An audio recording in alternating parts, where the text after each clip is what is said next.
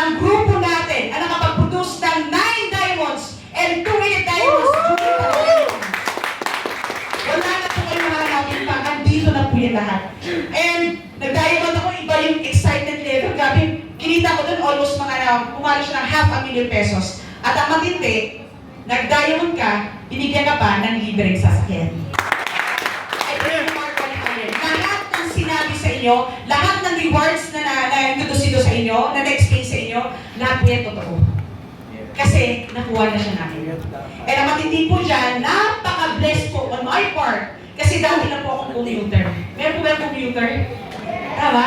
Gusto mo ba ka mag-buhay commuter ka? Okay. Ang pinakamaganda dyan, kasi dati commuter na ako, nagbabas, iba nagka-tricycle, nakikipagsiksikan sa MRT, iba pupunta mag-training. Ang pinakamalupit po dyan, nabigyan ko po, napakatid ko sa school, ang mga anak ko, na may sasakyan na po kami. Yun ang pinakamaganda sa part bilang isang nanay. Yung makita mo yung mga anak mo, Mama, totoo ba to? Sasakyan ba to natin? Yes. Dahil wala din naman kami sasakyan before. Kaya dito, I truly believe, kung gusto mo maging successful, mag-start yan sa'yo. Yan po yung mga nakuha ko. Ang pinakamatindi po dyan, hindi ko po tinrabaho na mag-isa. And alam natin ang wife ko, pamilya ko. Pero ang kagandahan dito, dahil sa tulong nito, ng mga tao na nasa palibot ko, ito po yung nagdala sa akin kung ano meron ako ngayon dito. And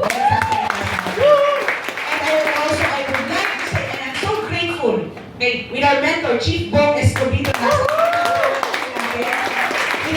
guys have Coach Jenny Stan, Coach Jenny Jaime, and all the diamonds po, the coaches. Yan po yung kasama ko, tinabaho ko. Ang pinakamatindi lang po dyan, I stick in my mind. No, pinasok ko sa isip ko na kung gusto mo maging successful, ang success ay nasa loob mo. Within.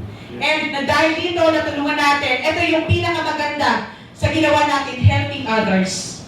Hindi lang po ang pamilya ko natulungan, nakatulong din po ako sa ibang tao. And ito po lahat ng mga tao na to ang natulungan ko. Grabe po, hindi po ako from Cagayan de Oro, pero doon kami nakabis sila, Coach Jenny Stan. Marami po kaming natulungan din doon.